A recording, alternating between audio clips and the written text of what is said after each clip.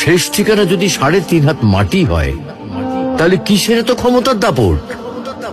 ভোর 5টায় মৃত্যু, সকাল 6টায় জানিয়ে দেওয়া হবে মাইকে, 8টায় শেষ গোসল করানো হবে, 9টায় তোমাকে নতুন কাপড়ে সাজানো হবে, জোহরের নামাজের পরে তোমার আলিশান বাড়ি থেকে বের করে নিয়ে যাওয়া হবে, 2টায় তোমার জানাজার নামাজ পড়ানো হবে, 2:30টায় তোমাকে কবরে নামিয়ে ফেলা হবে।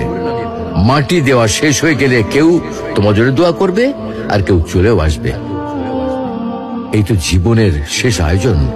তো কিসের এত অহংকার, কিসের এত ক্ষমতার দাপট? হ্যাঁ, ক্ষমতা কারো জন্য চিরস্থায়ী নয়। এই মাকে কেন সন্তানের সামনে ওষুধের জন্য ভিক্ষার হাত পাততে হয়? একবার উত্তর দিতে পারেন? একবার উত্তর দিতে পারেন? কেন 6 মাস বড় ছেলের কাছে, কেন 6 মাস মেজো ছেলের কাছে মাকে ডাকতে হয়? মায়ের পায়ের নিচে তো জান্নাত। জান্নাত তো বড়রও দরকার, মেজরও দরকার, সেজরও দরকার, ছোটরও দরকার, 5 নম্বরও দরকার, 10 নম্বর সন্তানের দরকার। কথা বলেন ঠিক কিনা?